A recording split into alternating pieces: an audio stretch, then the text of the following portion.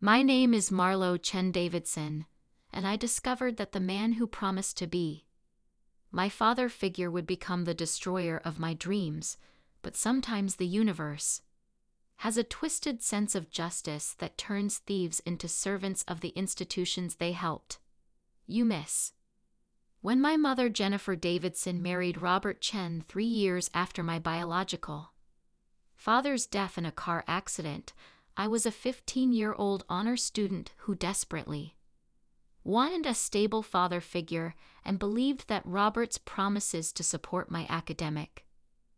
goals and treat me like his own daughter were genuine expressions of love.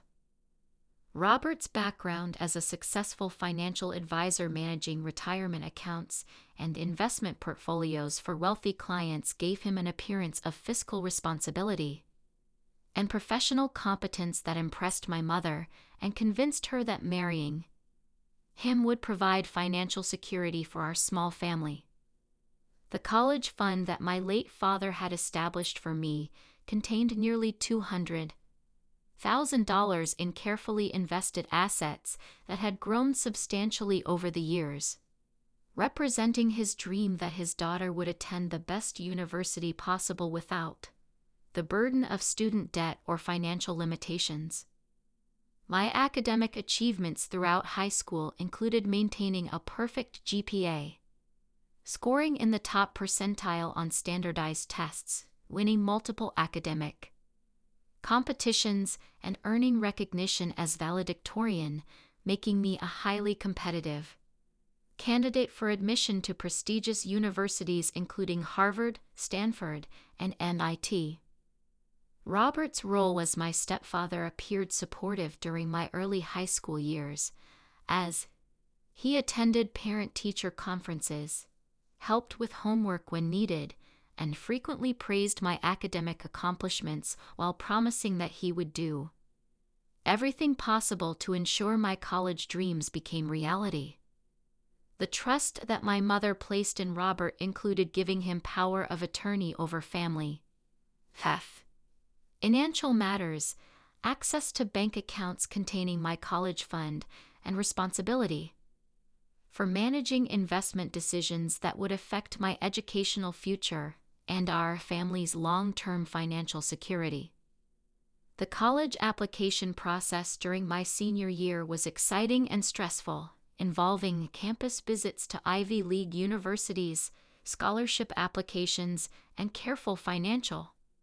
planning to ensure that my college fund would cover tuition, room and board, and other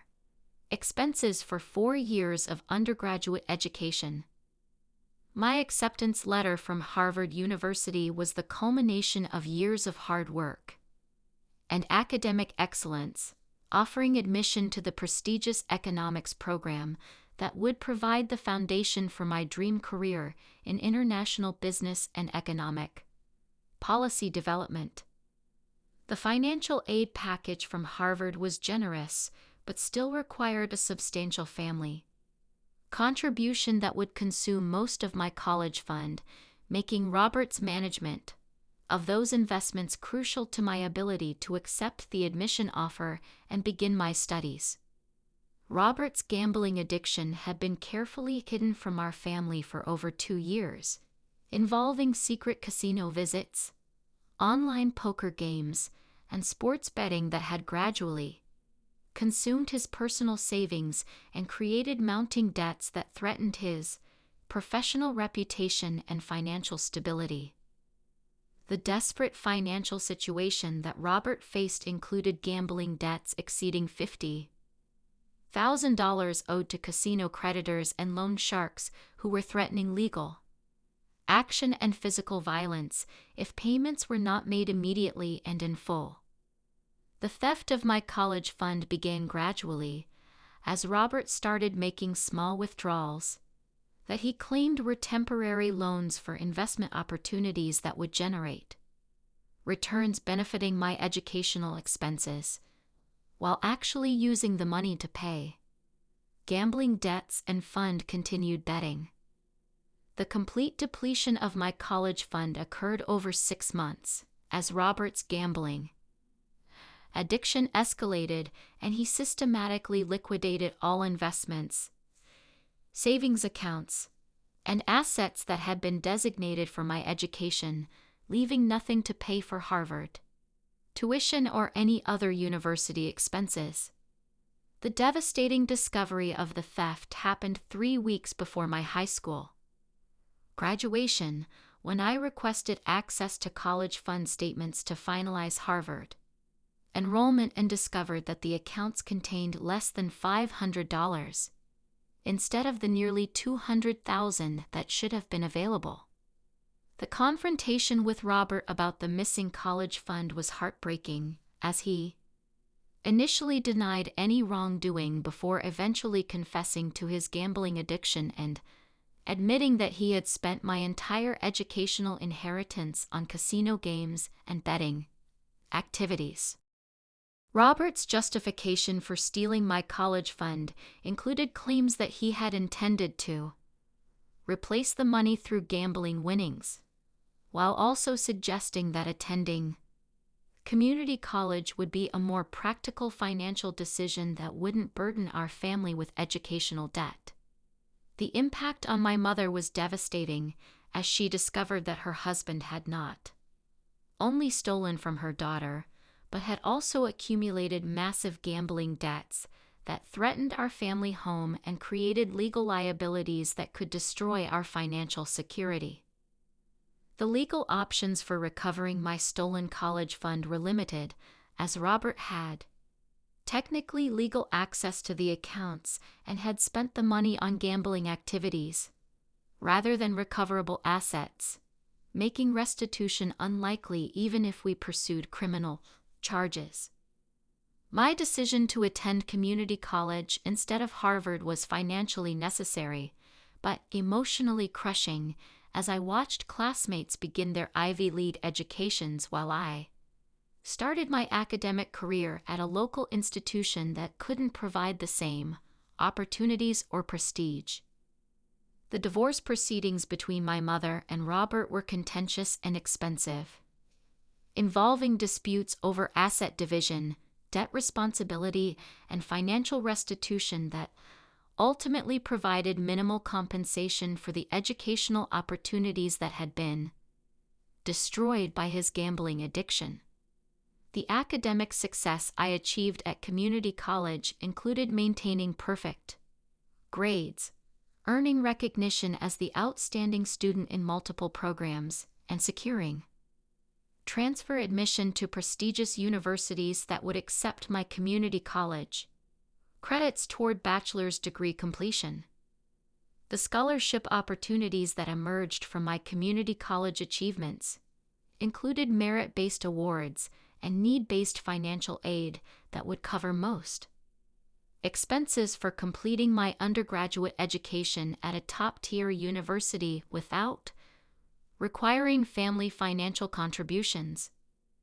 The transfer admission I received to Harvard University as a junior was particularly satisfying, as it demonstrated that Robert's theft had delayed but not destroyed my educational goals, while also providing the opportunity to complete my degree at the institution I had originally planned to attend. The work-study program that helped fund my Harvard education included research positions and teaching assistant roles that provided valuable professional experience, while also generating income that reduced my reliance on student loans and family financial support. Robert's life after the divorce included the loss of his financial advisor license due to professional misconduct investigations, bankruptcy proceedings that consumed his remaining assets, and social isolation that resulted from his gambling addiction and the family destruction it had caused. The criminal charges that Robert faced included embezzlement and fraud related to his theft of client funds to support his gambling habit, leading to felony convictions that made finding legitimate employment extremely difficult and damaged his reputation permanently. The employment that Robert eventually secured was a janitorial position at Harvard University, providing minimum wage work that was the only job he could obtain given his criminal background and lack of professional references following his career destruction. The irony of Robert's employment situation became apparent when I encountered him during my junior year, mopping floors in the same economics building where I was completing the degree that his theft had nearly prevented me from achieving. The conversation we had in that Harvard hallway was brief but profound, as Robert acknowledged the destruction his gambling addiction had caused while expressing genuine remorse for stealing my educational opportunities and destroying our family's financial security. The academic success I achieved at Harvard included graduating summa cum laude with a degree in economics, earning recognition for undergraduate research excellence, and securing admission to top graduate programs that would further advance my career prospects and professional development. The graduate school acceptance I received from MIT for their prestigious economics PhD program included full funding and research opportunities that would allow me to pursue advanced education without financial burden, while also positioning me for a career in economic policy and academic research. The job opportunities that emerged from my Harvard degree included offers from consulting firms, financial institutions, and government agencies that provided starting salaries exceeding what Robert had ever earned as a financial advisor, demonstrating how education creates opportunities that theft cannot destroy. Robert's continued employment as a Harvard janitor means that he witnesses daily reminders of the educational success that his theft had temporarily threatened but ultimately failed to prevent, while earning wages that represent a fraction of what my career achievements generate monthly.